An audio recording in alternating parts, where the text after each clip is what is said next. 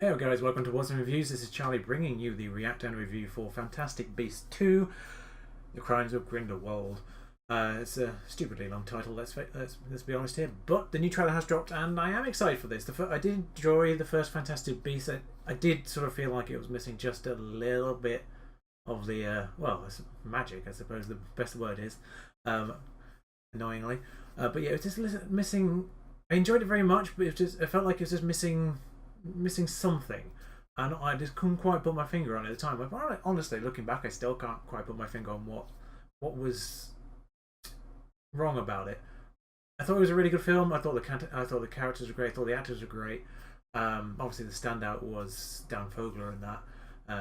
Really pleased that he's sort of getting a few roles now, but everyone's back by the looks of things in this one, and I'm looking forward to seeing how this sort of moves forward. So, without any more nonsense, let's just get on and watch this, shall we? I mean, the music gets you straight away, doesn't it? Even if you... I'm scared, Professor Dumbledore. Same shot from before. Everyone But... is scared of something. Ridiculous! Newt, you're up next. Oh. That's an unusual one. What Mr. Scamander fears above everything else is... Having to work in an office, sir. Go ahead, Newt. That's good mannerisms from the... Ridiculous! I think that's a completely different actor, but they managed to get someone who looks the part and acts the part.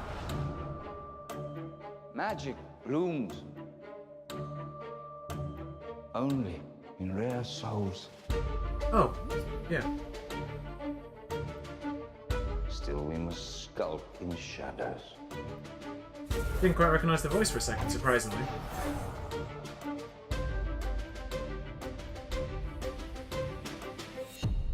But the old ways serve us no longer.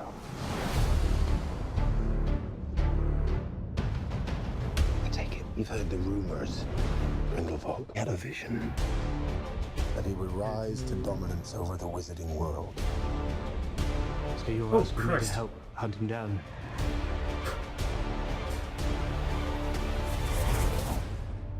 I can't move against Grindelwald. It has to be you. In your shoes, I'd probably refuse to. It's late. Good evening, Newt. Oh, come on. Okay. You underestimate your talents, Mr. Scamander. Their arrogance is a key to our victory. How is that Ezra Miller's? Muggles are not lesser.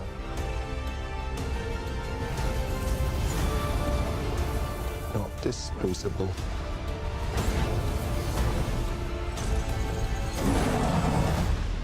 You're too good, Newt. Is that practical? You never met a monster you couldn't love. Traitors!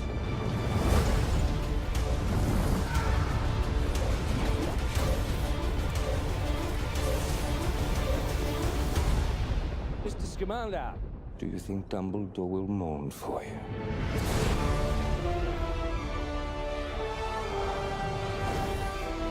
Okay.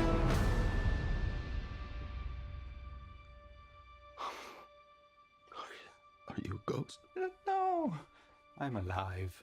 But I'm an alchemist and therefore immortal. Oh, Nicola Flamel. Jacob Kowalski. Oh! Oh, you don't look a day over 375. Vermel. Of course, yeah, I'd heard that Vermel was popping up here. So yeah, I had just seen that Nicholas Vermel was in it, just from a brief sort of comment somewhere. Interesting the comment wasn't that? Humorous moment. It looks like once again, I forgot what his name is. Is it Jacob? It's Jacob, the character's name, isn't it? But Dan Fogler seems to be the heart of the film once again, which I like. I'm not sure if that was indicating if Zoe Kravitz was potentially angling at a romantic interest for Scamander. Briefly, I'm not sure if that was the vibe I was picking off that one scene they shared there. I mean, it's just one scene, but it looked like maybe. But this is, like I said, just one scene, not really much to go off there. Young Dumbledore, not 100% certain that Jude Law was the best choice. I think he's a good choice. Don't get me wrong. I certainly do not think that Jude Law is a bad choice for that. But I'm not sure who the best choice would be personally. I know a lot of people throw around Jared Harris, and maybe Jared Harris with a beard would resemble his father a little bit more than without a beard.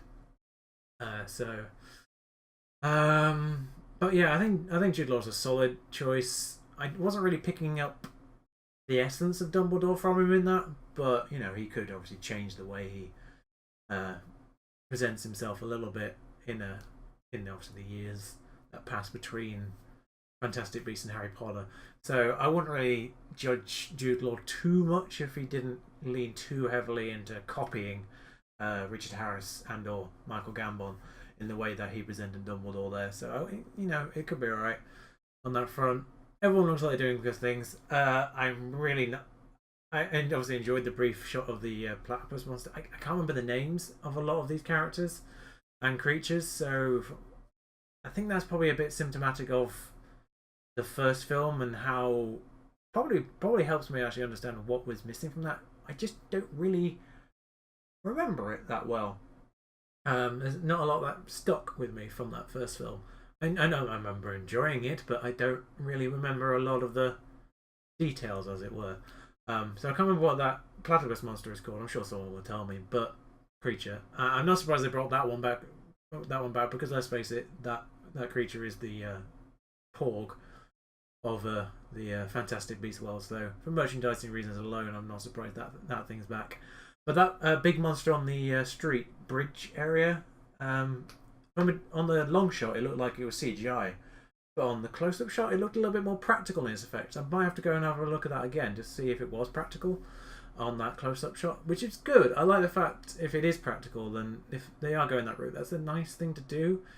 I think they did a lot of practical stuff on the recent Star Wars films, and that's given the essence of the sort of the newer films of Star Wars, giving it the sort of same feel, a little bit more of the same feel as the original trilogy, which is nice.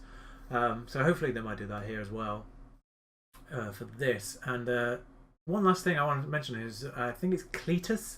Is that the right name for Ezra Miller's character? I'm interested to see how he ties into this, because obviously Newt Scamander is going after Grindelwald in Paris by the looks of things, but Cletus is still in New York, I would imagine. Oh, I'm not sure how that ties in here, but so it's going to be interesting how Ezra Miller's character ties into all of this. Obviously great sort of shots of the magic of the buildings and sort of exploding and retracting kind of deal there.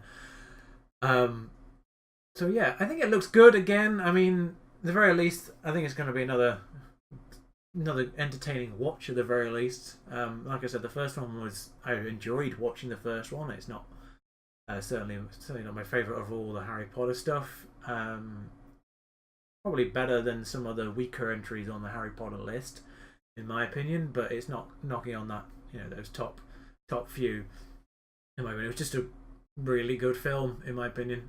Like I said, I've forgotten about a lot of it, but I just remember enjoying it. So I suspect I'll enjoy this one, and I'm looking forward to it just the same. I'm certainly going to watch it in the cinemas, that's for sure. So I'll see you very soon, because there's a bunch more trailers coming out today, so it won't be long until you see me again. So until next time, ta-ra.